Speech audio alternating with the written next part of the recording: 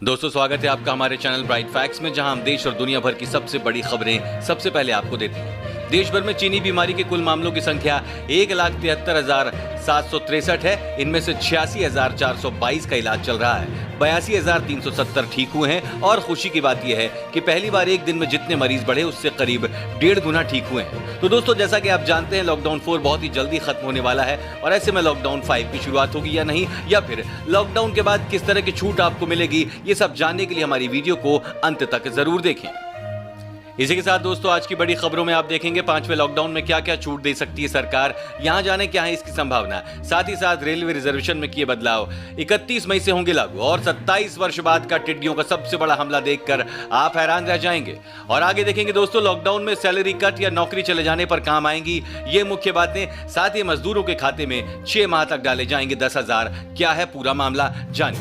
लेकिन उससे पहले इस वीडियो को बनाने में मुझे बहुत मेहनत लगती है और इस मेहनत के लिए वीडियो को आप एक छोटा सा लाइक जरूर कर दीजिए। फटाफट से ले चलते हैं आपको हमारी आज की सबसे पहली बड़ी खबर की तरफ। 5वें लॉकडाउन में क्या क्या छूट दे सकती है सरकार। देश में जारी लॉकडाउन को रोकने के लिए लॉकडाउन का चौथा चरण लागू किया गया है, जो कि 31 मई को पूरा हो रहा है। इसके बाद लॉकडाउन 5.0 को लेकर चर्चाओं का दौर शुरू हो गया है। हालांकि सरकार की तरफ से अभी इस पर कोई बयान नहीं आया है।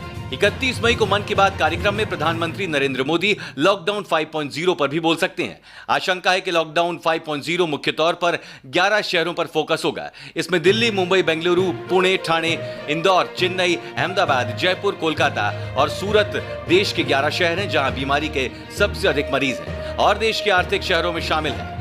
रेलवे और घरेलू फ्लाइट को सरकार पहले ही शुरू कर चुकी है। मेट्रो सर्विस 1 जून से दोबारा शुरू किया जा सकता है। सलून के बाद केंद्र सरकार शॉपिंग मॉल खोलने का फैसला राज्य सरकार पर छोड़ सकती है। हालांकि कंटेनमेंट जोन में उन्हें खोलना मुमकिन नहीं है। दिल्ली समेत कुछ जगहों को छोड़कर बाकी जगह पर सलून खुल गए हैं। स्कूल खोलना फिलहाल मुश्किल दिख रहा है। 15 जून तक स्कूल और कॉलेजों को बंद ही रखा जा सकता है। रेलवे रिजर्वेशन में किए बदलाव 31 मई से होंगे लागू। रेल मंत्रालय ने 1 जून से 100 जोड़ी अतिरिक्त ट्रेन चलाने का फैसला किया है। ट्रेनों के चलते ही टिकटों की मारामारी फिर से शुरू हो जाएगी। ऐसे में सभी पैसेंजर यही चाहते हैं कि उन्हें कंफर्म टिकट मिल जाए, ताकि यात्रा के दौरान किसी भी प्रकार की परेशानी ना हो। यात्रियों की इन्हीं जरूरतों और सुविधाओं को ध्यान में रखते हुए भारतीय रेलवे ने एडवांस टिकट बुकिंग के नियमों में बड़ा फेरबदल किया है। यात्रा करने से पहले बदले हुए इन नियमों को जान लें, ताकि आने वाले दिनों में आपकी यात्रा में कोई परेशानी ना हो। भारतीय रेलवे ने रेल यात्रियों के पक्ष में एक बड़ा फैसला लेते हुए कहा है कि अब यात्री अपनी ट्रेन यात्रा से 120 दिन पहले टिकट बुक करवा सकते हैं। माना जा रहा है कि इससे यात्रियों को बड़ी राहत मिली है। साथ ही गौरतलब है कि अभी 230 ट्रेनों में ही टिकट बुक कराए जा सकते हैं, जिनमें 15 जोड़ी यानी 30 ट्रेनें पहले से ही संचालित हैं और 1 जून से 100 जोड़ी ट्रेनें यानी 200 अतिरिक्त ट्रेनें चलने वाली हैं। दोस्तों, इस चैनल पर हम आपको देश और दुनिया भर की सबसे बड़ी खबरें सबसे पहले बताते हैं। अगर आपको भी दुनिया भर की खबरें सबसे पहले चाहिए तो चैनल को बिना भूले नीचे दिए गए लाल बटन को दबाकर सब्सक्राइब जरूर कर दें और बेल आइकन प्रेस कर दें। 27 वर्ष बाद का टिड्डियों का सबसे बड़ा हमला। पाकिस्तान होते हुए हिंदुस्तान में प्रवेश करने वाले प्रवासी कीट यानी टिड्डी दल का खतरा बिहार के कई जिलों पर भी मंडराने लगा है। ये फसलों के लिए कितना नुकसानदायक है, इसका अंदाजा इसी बात से लगाया जा सकता है कि 1 वर्ग किलोमीटर में टिड्डी दल पहुंच जाए तो रोजाना 1000 से 2000 आदमी का खाना खा लेता है। जानकारों का बोलना है कि ये संसार के सबसे विध्वंसक प्रवासी कीटों में से एक है। अनुकूल परिस्थितियों में एक दल में करीब 8 करोड़ टिड्डियां होती हैं, जो हवा के रुख के साथ रोजाना 150 किलोमीटर तक की यात्रा कर सकती हैं। 27 वर्ष बाद टिड्डियों का सबसे बड़ा हमला हिंदुस्तान में। यूं तो टिड्डियों का हमला होता ही रहा है, लेकिन 27 वर्ष बाद ये टिड्डियों का सबसे बड़ा हमला है। इससे पहले 1993 में टिड्डियों ने कई राज्यों में हमला किया था, जिससे करोड़ों रुपए की फसल बर्बाद हो गई थी। इस वीडियो को देखते रहिए दोस्तों, क्योंकि आगे आने वाला है सुप्रीम कोर्ट में दायर हुई याचिका। इंडिया का नाम बदलने की मांग, विस्तार से जानने के लिए बने रहिए। लॉकडाउन में सैलरी कट या नौकरी चले जाने पर काम आएंगी ये मुख्य बातें। लॉकडाउन में करोड़ों लोगों की नौकरी चली गई है या फिर जाने का खतरा मंडरा रहा है। अब तो कंपनियों की ओर से सैलरी कट करने का भी तरीका तलाश लिया है। अगर आप भी नौकरी चले जाने और सैलरी कट का शिकार हो रहे हैं तो आपको इन बातों पर ध्यान देना काफी जरूरी है, ताकि आप आर्थिक रूप से मुश्किलों में ना फंसे। नौकरी चले जाने या फिर सैलरी कटने की स्थिति में आप उधार के चक्रव्यूह में फंस सकते हैं। ऐसे समय में अगर आपके खर्च पर कंट्रोल नहीं है और इमरजेंसी फंड भी खत्म हो चुका है तो खर्चों को पूरा करने के लिए उधार लेते रहेंगे। वहीं दूसरी ओर आपको ऐसे समय में ब्याज वाले उधार से बचना काफी जरूरी है। एक से ज्यादा कर्ज लेने की जगह आप सिंगल कर्ज या उधार लें। साथ ही अपने लाइफस्टाइल में पूरी तरह से बदलाव करना होगा। खर्च काफी सोच विचार कर करना होगा। अपने हाथों में कैश को रिजर्व करके रखना होगा। महीने के खर्च की लिस्ट बनाकर उसी हिसाब से अपनी सीमित आय को खर्च करना होगा। मजदूरों के खाते में 6 माह तक डाले जाएं 10,000। क्या है पूरा मामला? कुलहित किसान संघर्ष तालमेल कमेटी के आह्वान पर अलग अलग किसान संगठनों के सदस्यों ने एसडीएम अशोक कुमार शर्मा के माध्यम से किसानों की मांगों से संबंधित ज्ञापन प्रधानमंत्री को भेजा। कुलहित किसान सभा के प्रदेश संयुक्त सचिव आशानंद, जमहूरी किसान सभा के जिला प्रधान मास्टर स्वर्ण सिंह तथा पंजाब किसान सभा जोगिंदर सिंह सामी ने सरकार से मांग करते हुए कहा कि कृषि सेक्टर में कॉर्पोरेट घरानों पक्षीय एवं किसान विरोधी कानून वापस लिया जाए। इसके अलावा बिजली शोध बिल 2020 रद्द किया जाए। सभी किसान एवं किसानी के साथ जुड़े मजदूरों के खाते में 10,000 रुपए 6 माह तक डाले जाएं और पीएम किसान योजना की राशि 18,000 की जाए। उन्होंने मांग की कि किसानों के 2 महीनों के बिजली बिल माफ किए जाएं और पिछले दिनों बेमौसमी बारिश से बर्बाद हुए किसानों को गेहूं का 20,000 रुपए प्रति एकड़ मुआवजा दिया जाए। सुप्रीम कोर्ट में दायर हुई याचिका इंडिया का नाम बदलने की मांग। सुप्रीम कोर्ट में एक याचिका दायर की गई है जिसमें यह मांग की गई है कि देश को इंडिया नहीं बल्कि भारत या हिंदुस्तान के नाम से संबोधित किया जाए। इसके लिए सरकार को संविधान में संशोधन करने का निर्देश दिया जाए। सुप्रीम कोर्ट ने इस याचिका को स्वीकार कर लिया है और अब 2 जून को इस पर सुनवाई होगी। याचिका में दावा किया गया है कि भारत या हिंदुस्तान शब्द हमारी राष्ट्रीयता के प्रति गौरव का भाव पैदा करते हैं। इस याचिका पर शुक्रवार को प्रधान न्यायाधीश एस.ए. बोबड़े की अध्यक्षता वाली पीठ के समक्ष सुनवाई होनी थी, लेकिन इसे सूची से हटा दिया गया था। शीर्ष अदालत की वेबसाइट पर अपलोड नोटिस के अनुसार इस मामले की सुनवाई अब 2 जून को प्रधान न्यायाधीश एस.ए. बोबड़े की अध्यक्षता वाली पीठ करेगी। इसी के साथ दोस्तों आप आगे की बड़ी खबरों में देखने वाले हैं, चीन से भी आगे निकला भारत। चीनी बीमारी के केस 1 लाख के ऊपर, अब क्या होगा? और 31 मई के बाद दिल्ली में खुलने वाले हैं मॉल और धार्मिक स्थल, दिल्ली सरकार ने दिए ये संकेत। साथ ही भारत से तनाव के बीच चीन ने इस देश को दे डाली धमकी, 1300 कमांडर किए रवाना। चीन से भी आगे निकला भारत, चीनी बीमारी के केस 1 लाख के ऊपर। भारत में महामारी संक्रमण से मरने वाले लोगों की संख्या अब चीन से ज्यादा हो गई है और संक्रमण से 4,706 मौतें होने के बाद महामारी से अत्यधिक प्रभावित 10 देशों की सूची में हम तुर्की को पीछे छोड़कर 9वें स्थान पर आ गए हैं। देश में अभी तक कुल 1,73,763 लोग चीनी बीमारी से संक्रमित हुए हैं। केंद्रीय स्वास्थ्य मंत्रालय के अनुसार शुक्रवार सुबह 8 बजे तक पिछले 24 घंटे में देश में संक्रमण से 250 से अधिक लोगों की मौत हुई है, जबकि 8,000 से अधिक मामले सामने आए हैं। जॉन हॉपकिंस यूनिवर्सिटी के आंकड़ों के अनुसार भारत अब तुर्की को पीछे छोड़कर दुनिया में सबसे ज्यादा प्रभावित देशों की सूची में 9वें स्थान पर पहुंच गया है। महामारी से प्रभावित शीर्ष देश हैं अमेरिका, ब्राजील, रूस, Britain, Spain, Italy, France, Germany और भारत। देश में ऐसा पहली बार हुआ है जब 24 घंटे में 8,000 से ज्यादा मामले सामने आए हैं। वैसे 22 मई से देश में रोजाना 6,000 से ज्यादा मामले सामने आ रहे थे।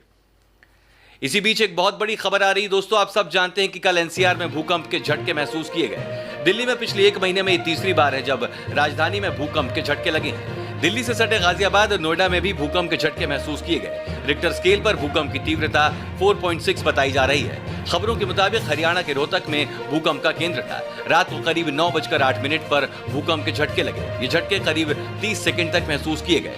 बता दें कि देश में महामारी संकट को लेकर लॉकडाउन लागू है, ऐसे में लोग घरों में रहने को मजबूर हैं। इससे पहले 15 मई को दिल्ली में भूकंप के झटके महसूस किए गए थे। इस भूकंप का केंद्र दिल्ली के पीतमपुरा इलाके में था। इस भूकंप की तीव्रता 2.2 थी। 15 से पहले 10 मई को 3.4 तीव्रता वाला भूकंप आया था। वहीं 13 अप्रैल को 3.5 तीव्रता वाला भूकंप आया था, जबकि 14 अप्रैल को आए भूकंप की तीव्रता रिक्टर स्केल पर 2.7 मापी गई थी। 31 मई के बाद दिल्ली में खुलने वाले हैं मॉल और धार्मिक स्थल।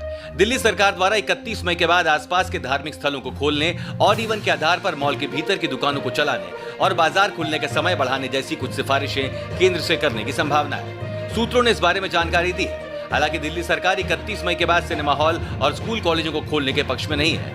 राष्ट्रव्यापी लॉकडाउन का चौथा चरण 31 मई को खत्म हो रहा है।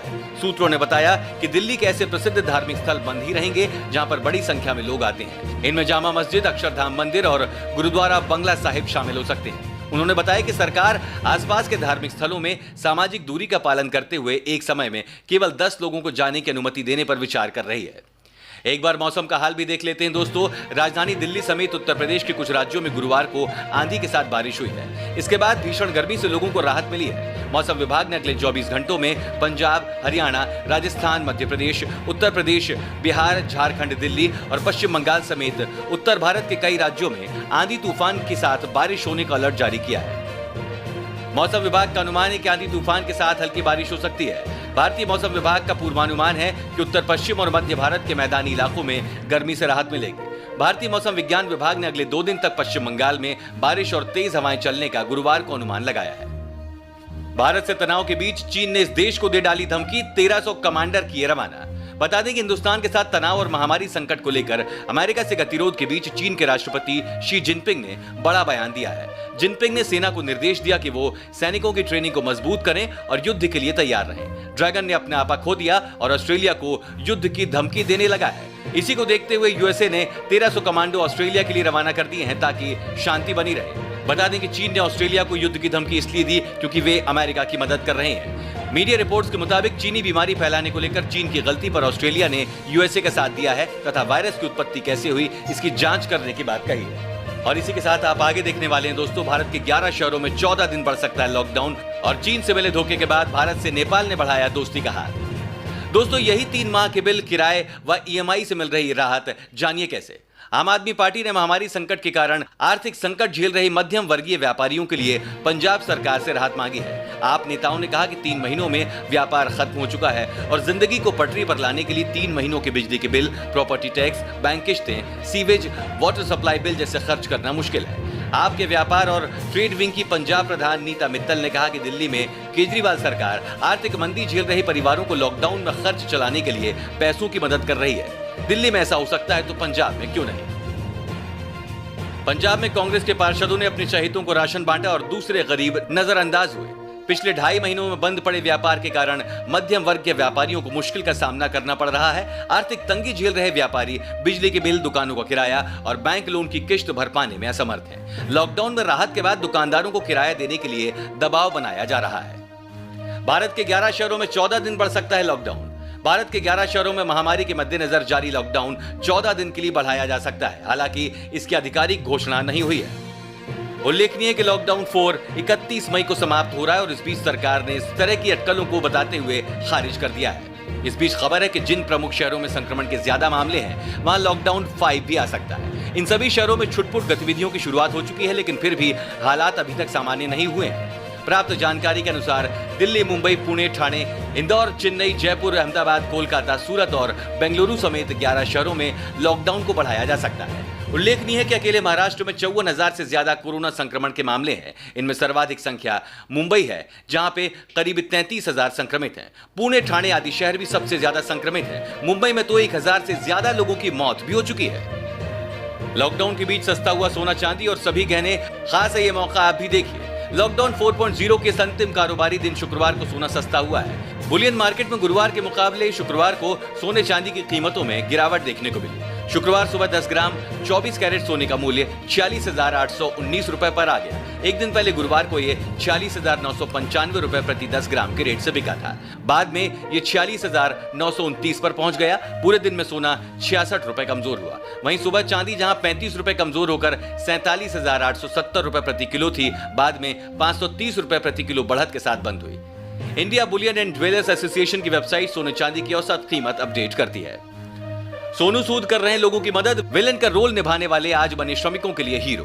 पूरा विश्व इस समय चीनी बीमारी जैसी भयंकर बीमारी से जूझ रहा है। भारत में भी इस बीमारी का प्रकोप बढ़ता ही जा रहा है। इस वायरस को कम करने के लिए सरकार ने 31 मई तक लॉकडाउन किया है। लॉकडाउन की वजह से कई तरह की परेशानियों का सामना करना पड़ रहा है। हालांकि हर कोई अपने हिसाब से मदद कर रहा है। महामारी काल के संकट में एक्टर सोनू सूद मजदूरों, छात्रों और जरूरतमंदों की हर तरीके से मदद कर रहे हैं। हर कोई बॉलीवुड एक्टर सोनू सूद की तारीफ कर रहा है। बीते कई दिनों से प्रवासी मजदूरों को मुंबई से उनके घर पहुंचाने के लिए भी वे जमीनी स्तर पर काम कर रहे हैं। अब उन्होंने लोगों की मदद के लिए टोल फ्री नंबर और व्हाट्सएप नंबर भी जारी किया है, जिस पर लगातार लोग उनसे मदद मांग रहे हैं। टोल फ्री नंबर और व्हाट्सएप नंबर जारी करने के बाद सोनू सूद के पास परेशान मजदूरों और जरूरतमंदों के लगातार मैसेज, मिस्ड कॉल और कॉल्स आ रही हैं। इस बात की जानकारी खुद सोनू सूद ने सोशल मीडिया के जरिए दी है। सोनू सूद ने ट्विटर अकाउंट पर एक वीडियो शेयर किया है। इस वीडियो में उन्होंने दिखाने की कोशिश की है कि कितने लोग तेजी से उनसे मदद मांगने के लिए मैसेज और कॉल कर रहे हैं। चीन से मिले धोखे के बाद भारत से नेपाल ने बढ़ाया दोस्ती का हाथ। चीन के बहकावे में आकर नेपाल ने भारत के खिलाफ मोर्चा तो खोल दिया, लेकिन अब उसे अपनी गलती का एहसास हो रहा है। चीन से मिले धोखे के बाद नेपाल को कोई रास्ता नहीं सूझ रहा है। नेपाल अब भारत के सामने गिड़गिड़ाने को मजबूर है। नेपाल भारत के साथ बातचीत के लिए बेताब है। भारत ने जबरदस्त कूटनीति का नमूना पेश करते हुए सीमा विवाद के मुद्दे पर चीन और नेपाल को एक साथ कदम खींचने पर मजबूर कर दिया। लद्दाख में भारत चीन सीमा पर तनाव के बीच चीन ने जहां अचानक शांति का राग अलापना शुरू कर दिया है, तो नेपाल ने भी नक्शा विवाद मामले में विधेयक वापस ले लिया है। नेपाल के प्रधानमंत्री केपी शर्मा ओली जब विवादित नक्शे से जुड़ा विधेयक नेपाली संसद में पास नहीं करवा पाए तो उनको अकल आ गई। नेपाल अब भारत से बातचीत करने को बेताब है, लेकिन भारत ने साफ साफ कहा है कि इस पूरे प्रकरण से दोनों देशों के बीच विश्वास का संकट पैदा हुआ है। बातचीत के लिए नेपाल को पहले भारत का विश्वास जीतना होगा। मुंबई शेयर बाजार में लगातार तीसरे दिन तेजी बरकरार है। शेयर मार्केट का हाल आप भी जानिए। मुंबई शेयर बाजार में लगातार तीसरे दिन तेजी बरकरार रही। सप्ताह के अंतिम कारोबारी दिन शुक्रवार को सेंसेक्स और निफ्टी बढ़त के साथ बंद हुए। एचडीएफसी, आईटीसी और हिंदुस्तान यूनिलीवर के शेयर्स में बढ़त से बाजार में सकारात्मक माहौल है।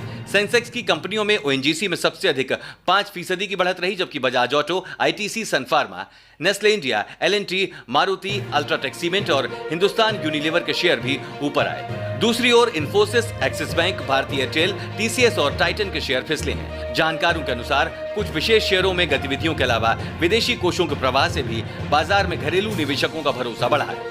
दोस्तों, हमें नीचे कमेंट करके जरूर बताएं कि आपकी सरकार के लिए क्या सलाह है कि उन्हें कैसे लॉकडाउन के बाद स्थिति को संभालना चाहिए। अपना जवाब नीचे कमेंट करके जरूर बताएं और साथ ही अगर आपको ऐसे ही न्यूज हर रोज अपने मोबाइल फोन पर चाहिए तो बिना भूले हमारे चैनल को नीचे दिए लाल बटन को दबाकर सब्सक्राइब जरूर कर दें। धन्यवाद।